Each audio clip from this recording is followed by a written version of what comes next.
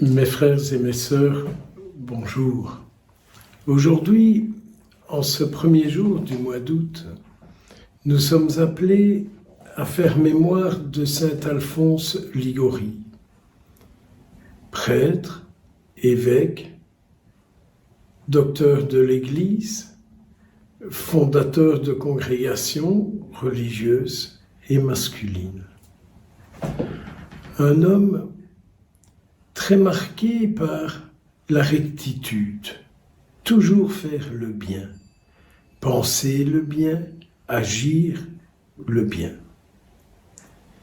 Notre action révèle notre manière de penser. Mes actions montrent quel est l'esprit en moi qui me stimule d'agir.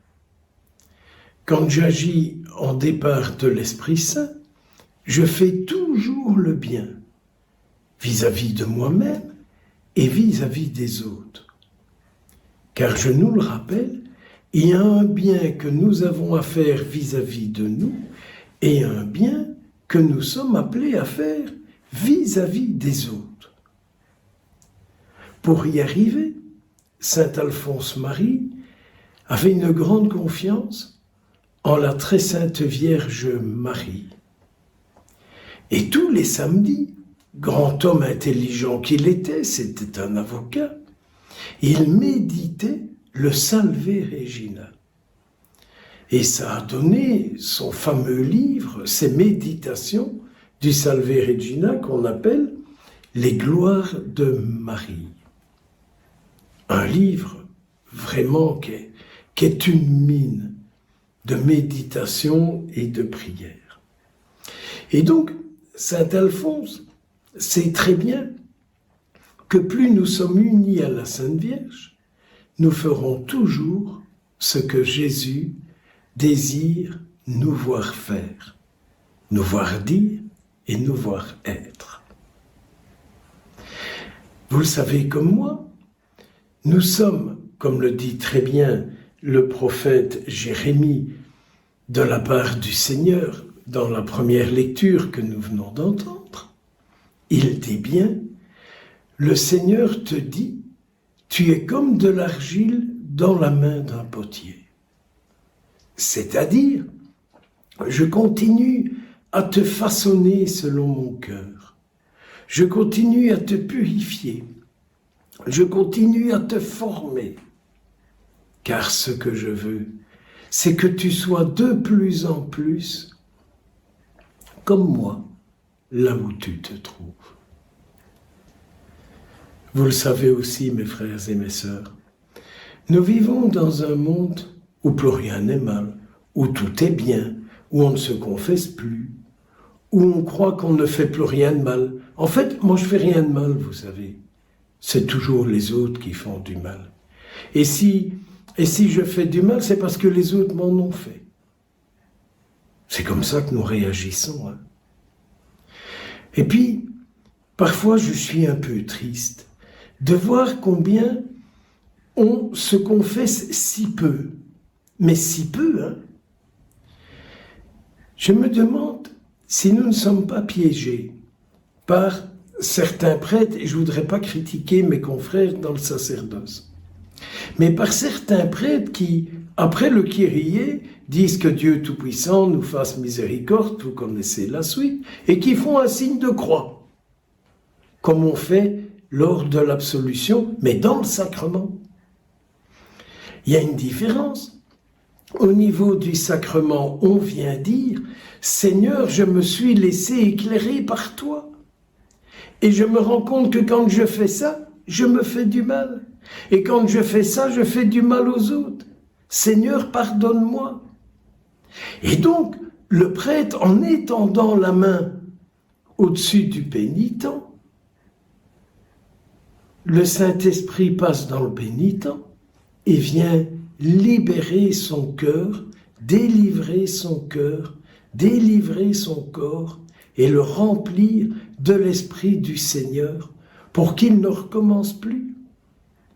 D'ailleurs, mes frères et mes sœurs, nous disons dans l'acte de contrition, Seigneur, Je prends la ferme résolution, avec le secours de ta sainte grâce, de ne plus recommencer. Dans cette contrition, je veux vivre et mourir.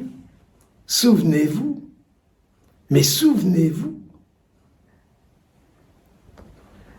Et aujourd'hui, j'écoutais une homélie et j'entendais dire « Oh, mais c'est pas grave, vous savez, si vous avez fait le mal, le Seigneur vous pardonne. » Mais bien sûr que le Seigneur nous pardonne. Moi, je ne doute pas un seul instant.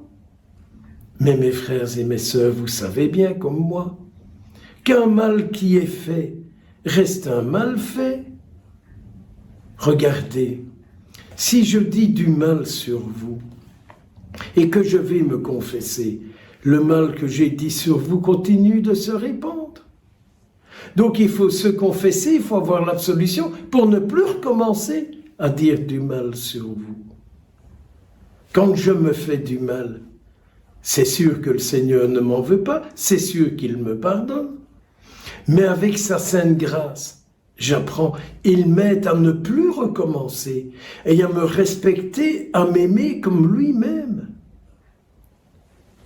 Alors voyez-vous, combien de fois aussi aux funérailles on n'entend pas dire « Oh mais le Seigneur pardonne, le Seigneur prend avec lui ». Oui, ça c'est vrai ça. Néanmoins, si je vous ai fait du mal et que vous en souffrez, je n'irai pas au ciel, vous savez, tant que vous restez dans la souffrance que je vous ai faite. Le Seigneur me dira, regarde cet homme, cette femme, comme il souffre de ce que tu lui as dit, de ce que tu as fait, de ce que tu as diffusé sur lui. Et le Seigneur dira, attends encore un peu, attends encore un peu, attends encore un peu.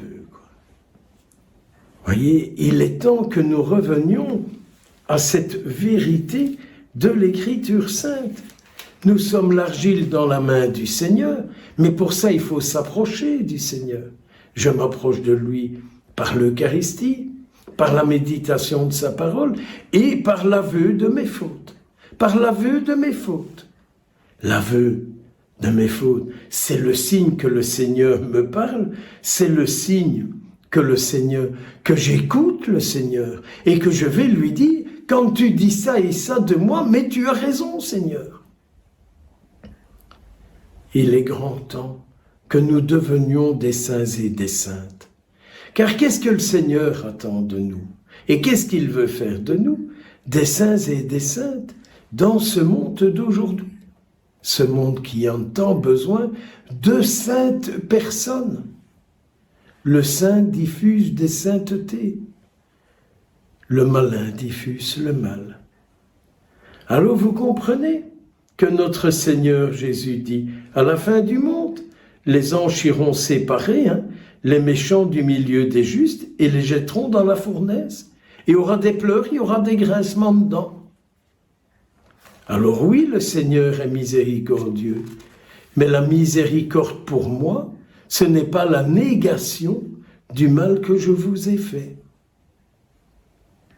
Alors prions pour que nous ayons toujours bien conscience de faire du bien et de repérer quand on fait du mal. Prions pour avoir la force d'aller dire au Seigneur, regarde ce que j'ai fait, tu me l'as fait remarquer, j'ai besoin de ta force pour ne plus recommencer. Et vous verrez progressivement, vous gagnerez de belles relations, car vous aurez toujours des paroles saintes et saines. Je vous invite bien sûr encore à prier pour Paul, mais aussi à prier pour une personne que j'aime beaucoup, qui est une grande croyante et qui aujourd'hui a malheureusement une chimiothérapie. Que nos prières, mystérieusement, aillent rejoindre toutes ces personnes qui souffrent. Dans l'invisible, on peut faire un bien immense. Je le crois. Vous en êtes capable. Que le Seigneur vous bénisse, qu'il vous comble de ses lumières et de ses grâces. Lui qui est Père, Fils et Esprit Saint, pour les siècles des siècles. Amen.